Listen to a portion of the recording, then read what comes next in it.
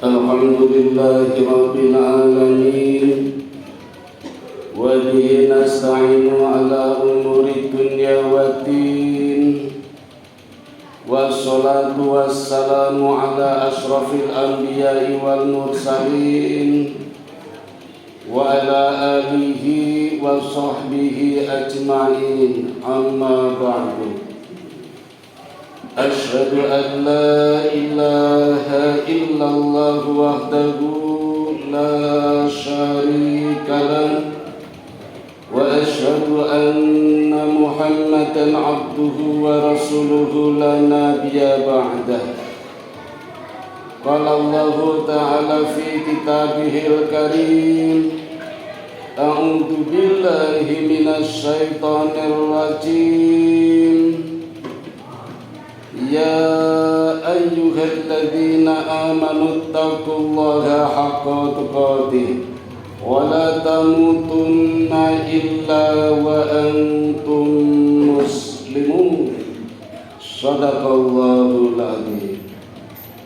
Fa ya ibadallah usikum wa nafsi bitaqwallah faqad fazal muttaqun.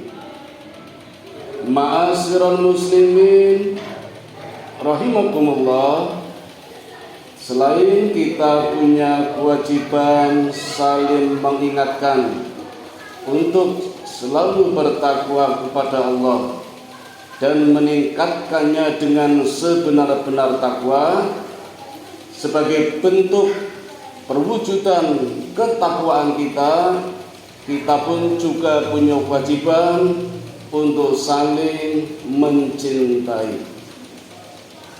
Kepada siapa kita harus mencintai dengan urutan yang benar?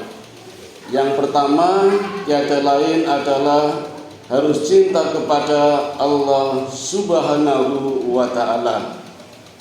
Yang kedua kepada Nabi dan Rasul tanpa pilih kasih.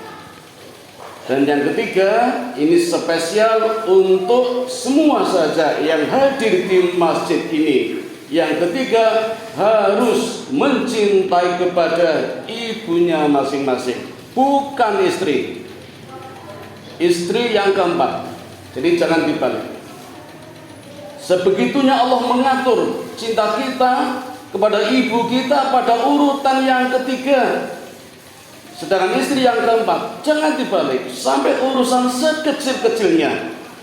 Misalnya ketika kita nyetir mobil misalnya, di sampingnya harus ibu kita, bukan istri. Istri di belakang. Kecuali ibunya mengatakan saya di belakang saja, silakan menantu di depan, itu baru boleh. Selama ibu tidak mengatakan, maka di samping anak laki-lakinya harus ibunya. Sampai sekecil itu pun bentuk kecintaan anak laki-laki harus ditujukan kepada orang tuanya, khususnya ibunya, sepanjang waktu, sepanjang masa. Tidak cuma setiap peringatan hari ibu tanggal 22 Desember, apalagi hanya memberikan hadiah dengan setangkai bunga saja, bunga plastik. Bolehlah ditambah kado, bingkisan, makan bersama, tidak setiap tanggal 22, tapi harus setiap saat, setiap hari, sepanjang tahun, minimal 360 hari. Urusan sekecil itu saja Allah mewajibkan kita mencintai ibu kita, apalagi urusan yang besar-besar termasuk urusan dakwah. Untuk itu maka Allah mewariskan kepada para nabi, dan nabi menuliskan di dalam hadis-hadisnya.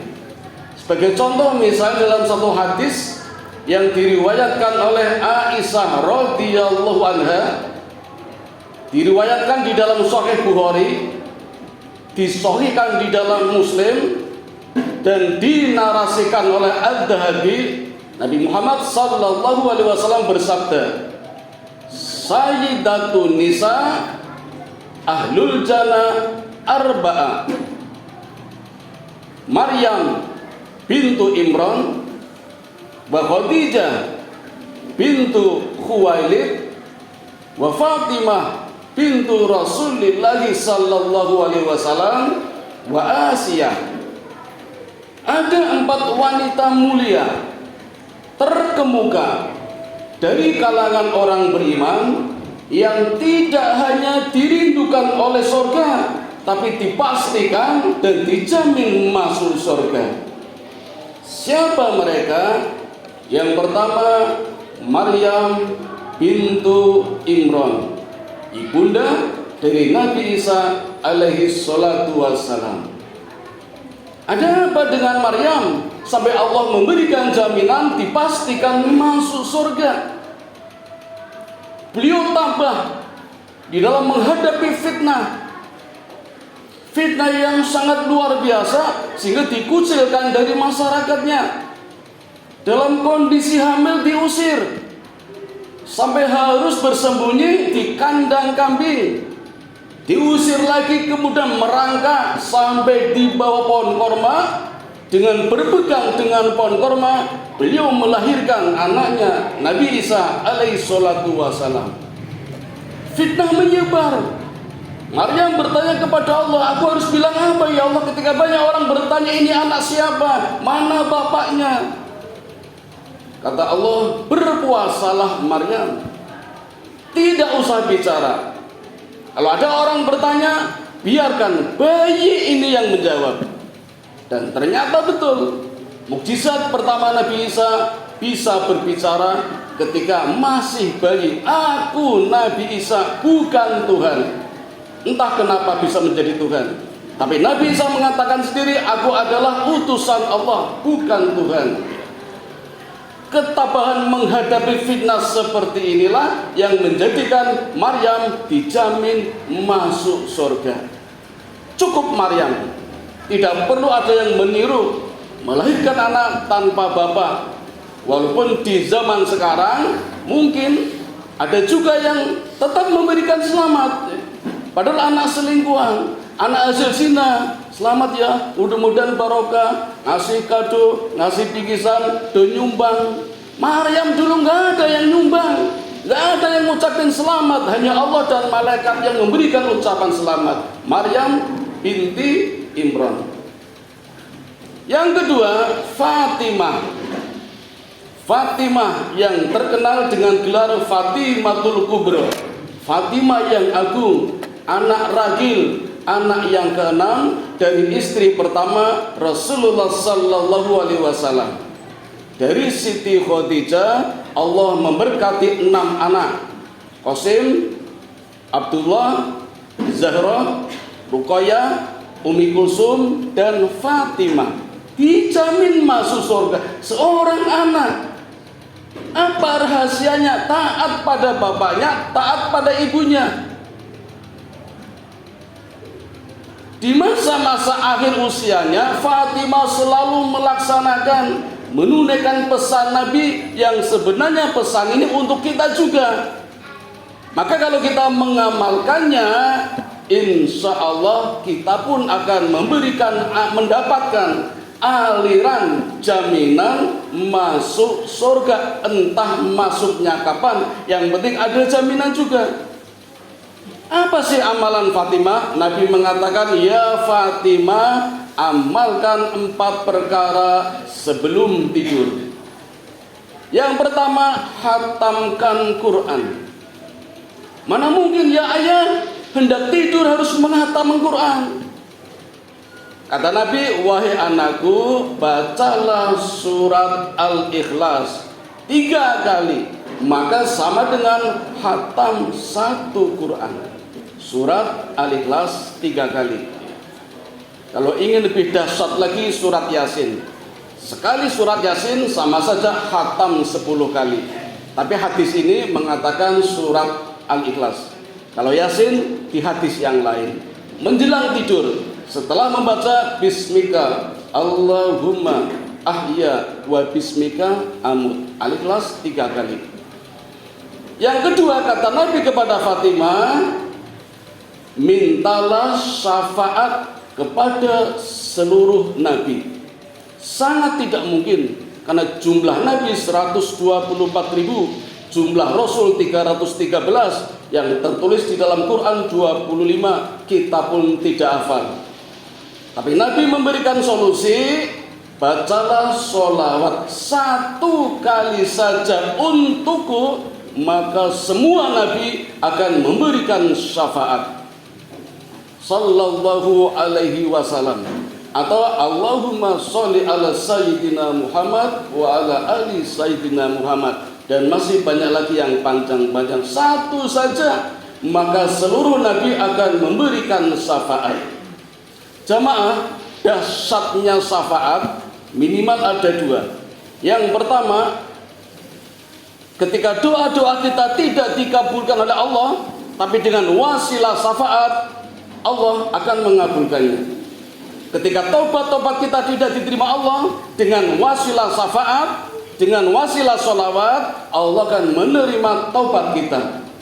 Allah sendiri mengatakan, innallaha wa malaikatahu yusholluna ala nabi. Sesungguhnya Allah dan para malaikat mengucapkan, menyanjung, memuji kepada Nabi Muhammad dengan sholawat. Itulah kehebatannya. Allah saja memuji, maka sangat naif bila kita pun tidak memujinya. Asal jangan berlebihan. Karena di Jawa Timur ada satu aliran yang lebih mengutamakan Nabi daripada Allah, sehingga syahadatnya dibalik. Syahadat Rasul dulu, baru syahadat Allah. Ada juga yang cukup 1 syahadat Nabi, yang Allah tidak. Ini namanya kebablasan. Itu amalan yang kedua. Yang ketiga, kata Nabi kepada Fatimah, maafkanlah segala kesalahan saudara-saudara kita seiman, seagama, baik yang masih hidup maupun yang sudah meninggal, maupun yang tidak kita kenal. Doanya sering kita baca di khutbah yang kedua. Allahumma gfir lil muslimina wal muslimat wal mu'minina wal mu'minat al ahya'i minhum wal amwat innaka sami'un qaribun mujibud da'wat. Tidak hafal boleh pakai bahasa Indonesia. Ya Allah, maafkanlah, ampunilah dosa-dosa saudara-saudara saya seiman, seagama, walaupun tidak saya kenal, walaupun sudah meninggal. Kalau semua orang beriman menjelang tidur membaca doa ini, maka bangun tidur praktis otomatis sudah tidak punya dosa. Karena menjelang tidur sudah saling memaafkan. Maka benar ketika bangun tidur kita berdoa, alhamdulillahilladzi ahyana ba'dama amatana wa ilaihin nusur. Segala puji bagi Allah yang telah menghidupkan kami kembali dan memberikan kesempatan kepada kami untuk hidup yang lebih baik. Apa hidup itu lebih baik? Hidup yang tanpa dosa. Kenapa bisa? Karena tadi malam sudah dimaafkan oleh saudara-saudara kita. Itu pesan Nabi yang diamalkan oleh Aisyah. Yang ketiga, yang keempat, kata Nabi, ya Fatimah, tunaikan haji dan umrah. Tidak masuk akal menjelang tidur menunaikan haji dan umrah. Tapi Nabi memberikan solusi, bacalah tasbih, tahmid, tahlil. Tasbih subhanallah 33, tahmid alhamdulillah 33, takbir 33, jumlahnya 99. Ada 2 pendapat. Pendapat pertama harus pas, tidak boleh kurang, tidak boleh lebih. Karena zikir ini ibarat kunci. Untuk membuka berangkas membutuhkan kunci dengan gerigi 3. Kalau pakai gerigi 2 tidak masuk. Kalau pakai gerigi 4 jebol. Jadi harus pas. Pendapat pertama, ibarat obat, ada dosisnya. Sehari 3 kali. Kalau 2 kali tidak sembuh, 4 kali bablas, maka harus pas. Pendapat yang kedua, berapapun jumlahnya, yang penting kualitasnya. Karena Allah sendiri tidak pernah berhitung. Allah tidak hitungan untuk memberikan pahala kepada kita. Maka kita tidak perlu berhitung dengan Allah. Seikhlas-ikhlasnya, yang penting kualitasnya. Silakan pilih yang mana. Yang penting menjelang tidur kita mengamalkan, membaca tasbih, tahmid, takbir. Maka sama dengan menunaikan haji dan umrah. Itu pesan Nabi kepada anaknya Fatimah. Dengan amalan ini Fatimah mendapatkan jaminan masuk surga, dan zikirnya sangat terkenal. Saking viralnya Fatimah mendapatkan gelar Fatimatul Kubro, Fatimah yang agung, karena zikirnya zikir yang agung. Yang ketiga, ibunya sendiri Khadijah dijamin masuk surga. Kenapa? Anak bisa mendidik anaknya hingga masuk surga. Ini satu jaminan. Maka siapapun yang bisa mendidik anaknya hingga masuk surga, pasti orang tuanya masuk surga. Itulah anak yang soleh, amal yang tidak terputus pahalanya. Satu sajalah dari anak-anak kita menjadi anak soleh, jaminan masuk surga. Karena anak soleh ini besok di akhirat, ketika masuk surga pasti akan bertanya, ya Allah, mana orang tuaku? Kata Allah, orang tuamu sedang dihisab. Anak yang soleh ini minta kepada Allah, ya Allah, percepatkanlah hisabnya, berikanlah keringanan pada orang tuaku. Ketika orang tuanya masuk neraka, anak ini mohon kepada ya Allah, angkatlah dari neraka, masukkanlah ke surga. Ini anak yang soleh ini. Satu sajalah anak-anak kita yang soleh, jaminan masuk surga. Dan inilah yang dilakukan oleh Khadijah istri Nabi, menjadikan anaknya masuk surga, maka beliau praktis juga masuk surga. Dan yang keempat, Asia, bukan Aisyah tapi Asia, istri Fir'aun, raja yang sangat dolim, raja yang mengangkat dirinya sebagai Tuhan yang kedua. Yang pertama Raja Namrud, yang kedua Fir'aun. Dan Fir'aun adalah profil seburuk-buruknya suami. Memang ada hadis mengatakan ketika seorang istri menjumpai suaminya berperangai buruk, istri boleh mengambil haknya untuk menceraikan. Tetapi ketika istri memilih jalan sabar menghadapi suami berperangai buruk, maka surga di depan mata. Dan ini yang diambil oleh Asia. Fir'aun seburuk-buruknya suami, tiap hari KDRT, istrinya sendiri diikat, dirantai, dicambuki supaya menyembah suaminya, padahal bukan Tuhan, hanya sekedar raja.